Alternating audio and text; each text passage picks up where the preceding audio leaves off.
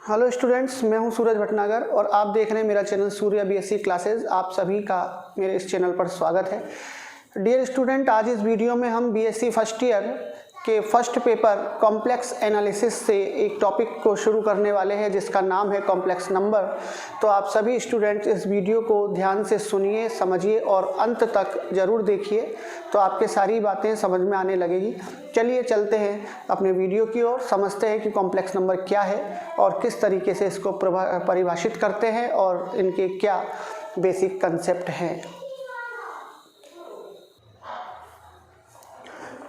देखिए students, complex number का मतलब है सम्मिश्र संख्याएं। सम्मिश्र संख्याएं हम अपनी प्रीवियस क्लासेस में पढ़ते आए हैं, वहाँ पर बहुत छोटा उसका रूप हुआ करता था। तो कॉम्प्लेक्स नंबर को हम साधारण तरीके से केवल ऐसे ही डिफाइन कर सकते हैं कि वास्तविक और काल्पनिक संख्याओं के मिश्रण को सम्मिश्र संख्या यानी कॉम्प्लेक्स नंबर कहते हैं। और इसको अगर हम डिफाइन करना चाहें तो इस तरीके से कर सकते हैं, the number of the form z equal to x plus iota y is called a complex number।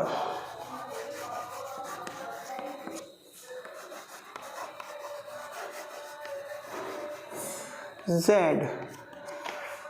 then where x and y is belong to R and iota equal to -1, right student. तो ये complex number की definition है। The number of the form z equal to x plus iota y is called complex number where x and y is belong to R, i equal to minus में 1 under root में। तो dear students, z बराबर x plus iota y के रूप में कोई भी संख्या अगर लिख रही है तो हम उसको सम्मिश्र संख्या बोलते हैं। जहाँ पर देखिए z equal to x plus iota y, यहाँ पर जो z है ये कॉम्प्लेक्स नंबर है, x रियल नंबर है and y is imaginary number. Imaginary number का मतलब काल्पनिक संख्या, रियल नंबर का जो मीन्स है वो वास्तविक संख्या है और कॉम्प्लेक्स नंबर का मतलब उसका मीन्स है सम्मिश्र संख्या। तो वास्तविक और काल्पनिक संख्याओं के मिश्रण को यानी उनके मेल से बनी संख्याओं को हम सम्मिश्र संख्या बोलते हैं। तो यहाँ पर जो x लिखा हुआ है इसको हम बोलेंगे real part of z equal to x, imaginary part of z equal to y। Dear students, देखिए यहाँ पर जो x प्लस आयोटा y लिखा हुआ है इसमें आयोटा का जो कोफिशिएंट है, आयोटा का जो गुणांक है वो काल्पनिक संख्या कहलाती है। आयोटा को काल्पनिक संख्या के साथ हम शो नहीं करेंगे, आयोटा से तो केवल ये पहचान हो जाती है कि ये इमेजिनरी पार्ट है। तो आयोटा के गुणांक को काल्पनिक भाग बोलेंगे, वास्तविक संख्या बिना आयोटा वाली संख्या हो जाएगी और इन दोनों का जब हम टोटल करेंगे या सब्ट्रैक्शन करेंगे तो वो हमको मिलेगी कॉम्प्लेक्स नंबर, सम्मिश्र संख्या मिलेगी। यहाँ पर अगर हम इन सम्मिश्र संख्याओं का मैग्नीट्यूड यानी मॉडुलस, इन सम्मिश्र संख्याओं का हम मॉडुलस निकालना चाहें, यानी कि मॉडुलस का मतलब होता है हम उसका मापांक निकालना चाहें, तो z का जो मापांक होगा उसको हम मॉड z से प्रदर्शित करेंगे। देखिए, अगर इस सम्मिश्र संख्या को हम x और y प्लेन में अगर प्रदर्शित करना चाहें तो देखिए ये हमारा मूल बिंदु O हो जाएगा, ये x अक्ष हो गया और ये हो जाएगा y अक्ष। और मान लिया कि इस जगह पर ये कोई सम्मिश्र संख्या है x plus iota y, x plus iota y, यहाँ पर ये कोई सम्मिश्र संख्या है। तो इस सम्मिश्र संख्या का मतलब ये हो गया कि यहाँ से लेकर के यहाँ तक तो x हो जाएगी इसकी डिस्टेंस, और यहाँ से जब हम ऊपर जाएंगे तो ये डिस्टेंस हो जाएगी इसकी y। तो ये सम्मिश्र बन जाएगी एक्स वाई, और इसको अगर हम कोऑर्डिनेट के रूप में चेंज करना चाहते हैं तो x और y लिखेंगे। तो x और y को अगर दोबारा कॉम्प्लेक्स नंबर में चेंज करना हो तो इसी ऑर्डर में हम उसको लिख सकते हैं। प्लस माइनस का जो भी चिन्ह होगा कोऑर्डिनेट के अंदर वो लगा करके सेकंड टर्म के अंदर हम उसके साथ आयोटा लगाएंगे। तो डियर स्टूडेंट्स, जो कोऑर्डिनेट होते हैं उसमें पहली संख्या रियल नंबर को रिप्रेजेंट करती है और सेकंड संख्या इमेजिनरी पार्ट को रिप्रेजेंट करती है। इसलिए एक्स वाई को अगर कॉम्प्लेक्स में चेंज करना है नंबर में तो एक्स प्लस आयोटा वाई हो जाएगा, और एक्स प्लस आयोटा वाई को नंबर में चेंज करना है कोऑर्डिनेट में तो एक्स कॉमा वाई हो जाएगा। डियर स्टूडेंट्स, अगर हम इस पॉइंट को हम P मान लें और इस P बिंदु को यहाँ ओरिजिन से मिला दें, मूल बिंदु से मिला दें, तो ये OP जो रेखा होगी इसको हम बोलेंगे रेडियस वेक्टर यानी ध्रुवांतर रेखा, जिसको हम R से रिप्रेजेंट करते हैं। ये रेडियस वेक्टर ध्रुवांतर हो जाएगी।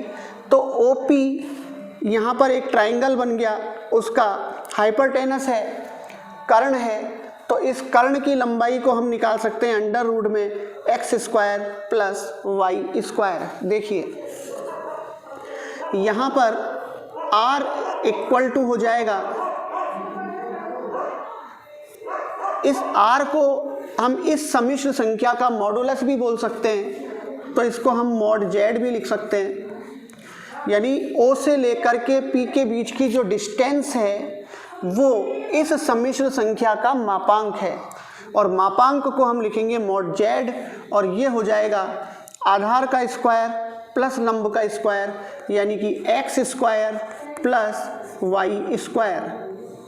तो यहाँ से मॉडुलस फाइंड आउट करने का फॉर्मूला हमारे पास आ गया, mod z equal to under root real part का वर्ग प्लस इमेजिन पार्ट का वर्ग। तो ये मॉडुलस फाइंड आउट करने का फॉर्मूला हो गया डियर स्टूडेंट्स।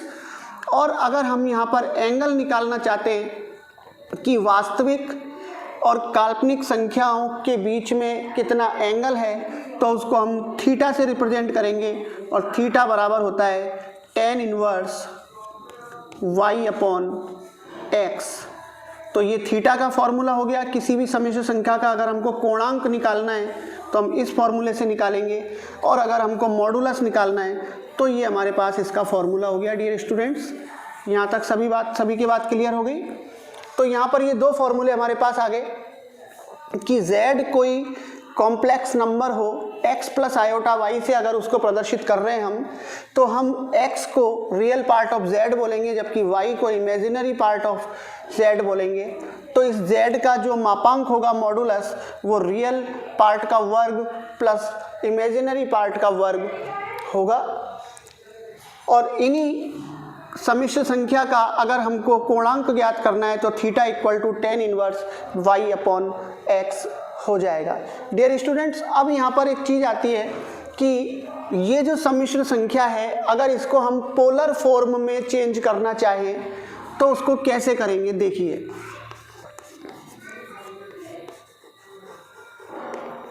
किसी भी सम्मिश्र संख्या को अगर हमें पोलर फॉर्म में चेंज करना है तो उसको किस तरीके से करेंगे। देखिए, पोलर फॉर्म में चेंज करने का मतलब है कि जो कोऑर्डिनेट x और y होता है वो पोलर फॉर्म के अंदर r और थीटा बन जाता है, जिसमें अभी हमने देखा कि P बिंदु को ओरिजिन से मिला दिया तो वो तो r हो गया, और इस OP रेखा का जो x अक्ष के साथ एंगल होगा वो थीटा होगा। तो जो कोऑर्डिनेट कार्शियन फॉर्म में एक्स वाई होता है वो पोलर फॉर्म के अंदर r थीटा होता है। तो अब इस कॉम्प्लेक्स नंबर को हम पोलर फॉर्म यानी r थीटा के रूप में अगर चेंज करना चाहते हैं तो यहाँ देखिए कि ये जो ट्राइंगल बना हुआ है यहाँ पर, इस ट्राइंगल से हम x और y की वैल्यू निकालेंगे। तो यहाँ पर साइन थीटा और कॉस थीटा की वैल्यू अगर हम निकालते हैं, देखिए साइन थीटा इक्वल टू होता है लंब बटे कर्ण। तो यहाँ हमको दिख रहा है कि लंब y है और कर्ण r है, तो यहाँ हो जाएगा y अपॉन r। तो यहाँ से हम y की वैल्यू निकाल सकते हैं r साइन थीटा। इसी प्रकार अगर हम cos थीटा की वैल्यू निकालते हैं उसी ट्राइंगल से, तो cos थीटा इक्वल टू क्या हो जाएगा डियर स्टूडेंट्स, आधार बटे कर्ण यानी x अपॉन r। तो ये हो जाएगा x अपॉन r। यहाँ से हम x की वैल्यू निकाल सकते हैं r cos थीटा। तो ये x और y की वैल्यू हमारे पास आ गई। हम इन x और y की वैल्यू को यहाँ पर जो कॉम्प्लेक्स नंबर है हमारा उसमें अगर हम पुट करते हैं तो देखिए z इक्वल टू हमारे पास है x प्लस आयोटा y। इसमें अगर हमने z के अंदर ये वैल्यू पुट करी तो z इक्वल टू हो जाएगा x की जगह पर r cos थीटा और y की जगह पर r साइन थीटा। तो r कॉमन आ जाएगा डियर स्टूडेंट्स, और यहाँ रह जाएगा cos थीटा प्लस आयोटा साइन थीटा।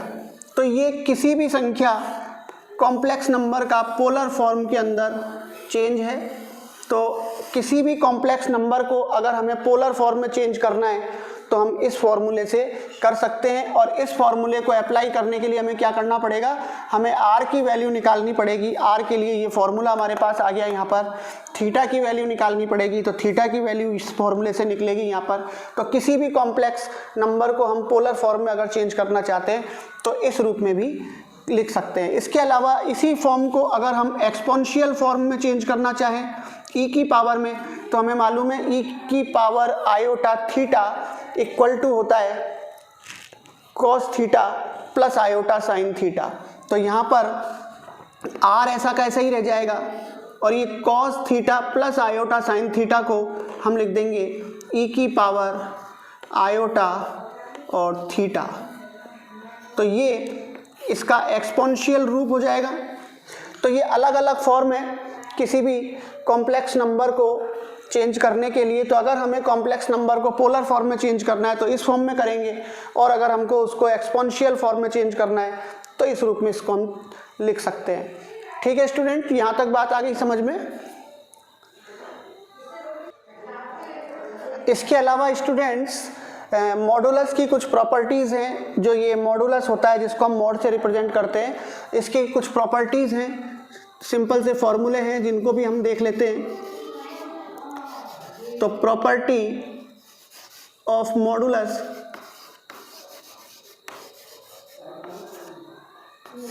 तो प्रॉपर्टी ऑफ मॉडुलस यहाँ पर क्या होगा कि जैसे Z1 और Z2 अगर कोई दो कॉम्प्लेक्स नंबर हैं और उनका मॉड हो रहा हो Z1 प्लस Z2, इन दोनों का मॉड, टोटल का मॉड एक साथ अगर हो रहा है तो हम इनको अलग अलग मॉडुलस के रूप में लिख सकते हैं। तो mod Z1 plus mod Z2 इस तरीके से लिख सकते हैं।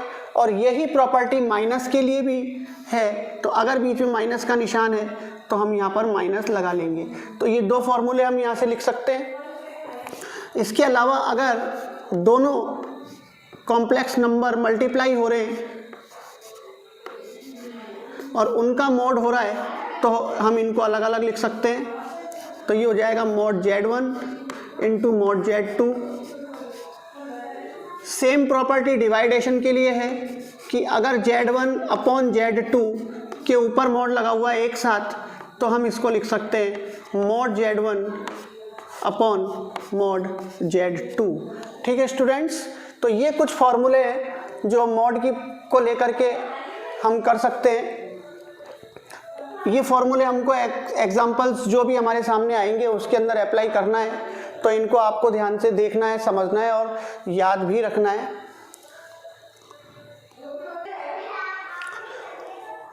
तो ये मॉडुलस की प्रॉपर्टी के अलावा हमारे पास एक कॉम्प्लेक्स नंबर और होता है जिसे हम बोलते हैं कॉन्जुगेट कॉम्प्लेक्स नंबर यानी संयुग्मी सम्मिश्र संख्या। तो उसकी भी कुछ प्रॉपर्टीज़ हैं जो भी हम यहाँ देख लेते हैं। तो देखिए स्टूडेंट्स,